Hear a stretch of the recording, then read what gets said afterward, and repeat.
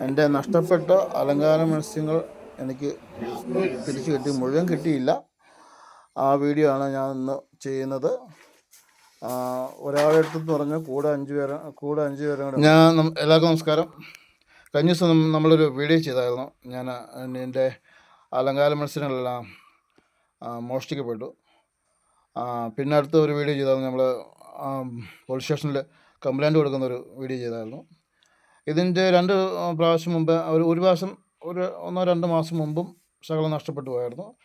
അത് കഴിഞ്ഞ് ഈ മോഷ്ടിക്കപ്പെടുന്ന ഒരാഴ്ച മുമ്പും കുറച്ച് എനിക്ക് നഷ്ടപ്പെട്ടായിരുന്നു.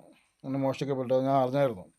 അപ്പോൾ ഞാനൊരു ഗ്രീൻ നെറ്റ് വലിച്ച് വേലിയോ എല്ലാം കെട്ടി സേഫ്റ്റി ആക്കി ഒരു ക്യാമറ ഒക്കെ പിടിപ്പിക്കാം എന്ന് വിചാരിച്ച് തൊട്ട് മുമ്പാണ് ഇങ്ങനെ സംഭവിച്ചത്. കംപ്ലീറ്റ് എടുത്തുകൊണ്ട് പോയത്.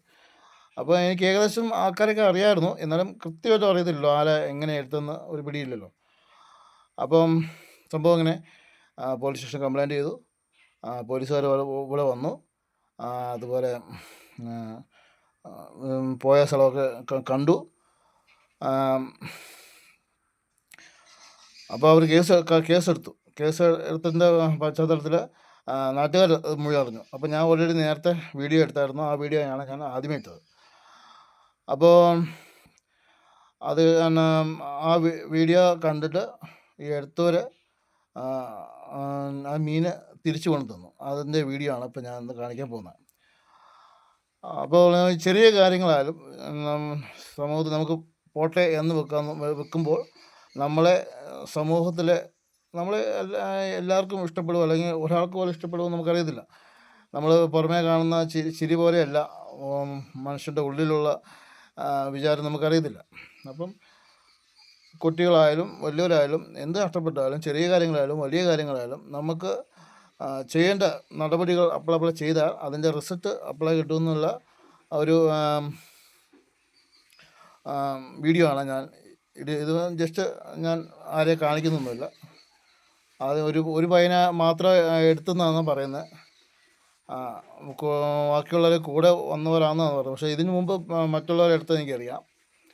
അത് ഞാൻ ഇവിടെ വന്നപ്പോൾ ഞാൻ പറഞ്ഞും ചെയ്തു.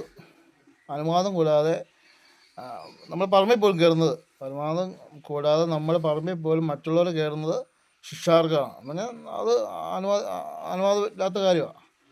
അങ്ങനെ ഇരിക്കുമ്പോൾ വീടിനോട് ചേർന്നിരിക്കുന്ന ഒരു ഷെഡിന് മീൻ മോഷ്ടിച്ചുകൊണ്ട് പോകുന്നതും അതുപോലെ അവിടെ കയറുന്നത് പോലും ഫ്രണ്ടിൽ കൂടെ കയറുക ബാക്കിൽ കൂടെ കയറുന്നത് പോലും അത് തികച്ചും മോശമാണ്, തികച്ചും ശിക്ഷാർഹമാണ്. അപ്പം കുട്ടികളാണ് ഇത് എടുത്ത് നമുക്കറിയാം. അലങ്കാര മത്സ്യങ്ങളും വലിയൊരു കലവെക്കുന്ന മീനുകളൊക്കെ ആണെങ്കിൽ ചിലർ മോഷ്ടിച്ചുകൊണ്ട് പോകുന്ന മുന്നേ പോട്ടെ, ഇത് പിള്ളേരാണെന്ന് എനിക്കറിയാമായിരുന്നു.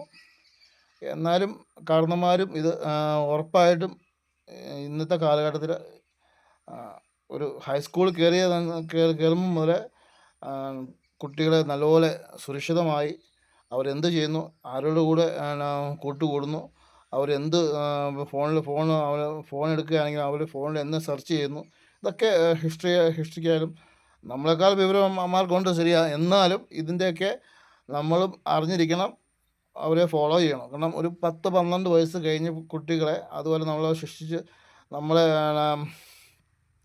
കെയർഫുള്ളായിട്ട് വളർത്തിയില്ലെങ്കിൽ 12 വയസ്സ് കഴിഞ്ഞ് മച്ചുറായ കുട്ടികൾ പിന്നെ നമ്മൾ കൈ നിൽക്കില്ല. പിന്നെ നമുക്ക് ഒരു കാര്യം ചെയ്യാൻ പറ്റുന്ന ദൈവവിശ്വാസം. അപ്പം നന്മകൾ തിരിച്ചും പറഞ്ഞു കൊടുക്കുക, മനസ്സിലാക്കി കൊടുക്കുക, കൂടെ അവിടെ നടക്കുക, അവർക്ക് വേണ്ട സഹായങ്ങൾ, അവർക്ക് വേണ്ട സ്നേഹം, അവർ പറയാനുള്ളത് കേൾക്കാനുള്ള മനോഭാവം ഒക്കെ നൽകാൻ വേണ്ടി നമുക്ക് ശ്രദ്ധിക്കണം. അപ്പം ഈ വീഡിയോയിൽ അതാണ് ഞാൻ നമുക്കത് കിട്ടിയില്ല. അപ്പം എനിക്ക് നഷ്ടപ്പെട്ട ഒരു 10 പോലും എനിക്ക് കിട്ടിയില്ല. കാരണം പിള്ളേരെ എടുത്തപ്പം കുറച്ച് പുറത്ത് പോയി കാണുമായിരിക്കും. പിന്നെ ഇതൊക്കെ പെട്ടെന്ന് ഒരു വെള്ളത്തിൽ കൂടെ ഹൈബ്രിഡ് ഫിഷുകളാണ്. ഗപ്പി പോലും ഹൈബ്രിഡ് 150 രൂപ വില വരുന്ന ഹൈബ്രിഡ് ഗപ്പികളായിരുന്നു എൻ്റെ ഇരുന്നത്. ഞാനൊരു 110 രൂപയ്ക്കൊക്കെ ആയിരുന്നു വിൽക്കുന്നത്. ഗപ്പികളൊക്കെ നല്ല കളറുകളെല്ലാം കൊണ്ടുപോയായിരുന്നു. അതുപോലെ ഏഞ്ചൽ ഉണ്ടായിരുന്നു, ഫൈറ്റർ ഉണ്ടായിരുന്നു. അതൊക്കെ ഞാൻ ആ, കൊടുക്കാതെ ബ്രീഡിങ്ങിന് വേണ്ടി മാത്രം സെപ്പറേറ്റ് ആയിട്ട് ലൈഫ് ഫുഡ് കൊടുത്തു. ലൈഫ് ഫുഡ് ഞാൻ ഇപ്പോൾ കൂത്താടിക്കാണ് കൊടുക്കുന്നത്. ലൈഫ് ഫുഡ് കൊടുത്ത് വളർത്തിക്കൊണ്ടിരുന്ന ഫൈറ്റർ, ഏഞ്ചൽ, അതുപോലെ പിന്നെ കുറച്ച് കാർപ്പ് ഫിഷ് ഉണ്ടായിരുന്നു, അതുപോലെ ഗൗര, ബ്ലൂ ഗൗര ഉണ്ടായിരുന്നു. എല്ലാം കംപ്ലൈൻറ്റ് കൊണ്ടുപോയി.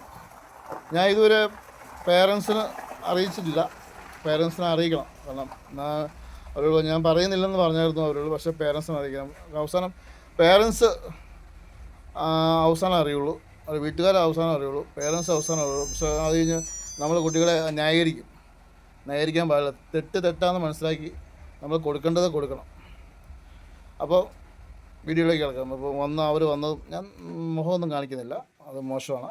അവളുടെ അവർക്ക് കാര്യങ്ങളൊക്കെ പറഞ്ഞു കൊടുത്തിട്ടുണ്ട്. അത് ഞാനൊരു സോഷ്യൽ മീഡിയയിൽ വർക്ക് ചെയ്യുന്നതുകൊണ്ട് ഞാൻ വീഡിയോ ചെയ്യുന്നതാണ്. അപ്പോൾ വീഡിയോയിലേക്ക് കിടക്കാം.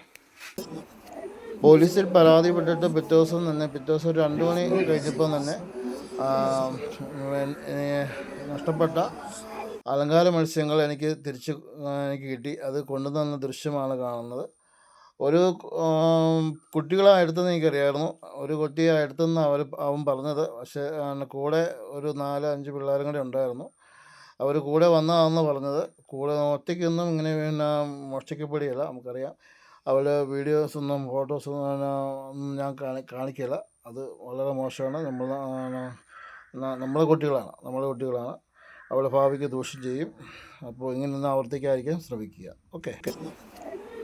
അതിന് കാരണന്മാരും ഇത് ശ്രദ്ധിക്കണം. അവരുടെ കാരണന്മാരും ശ്രദ്ധിക്കണം.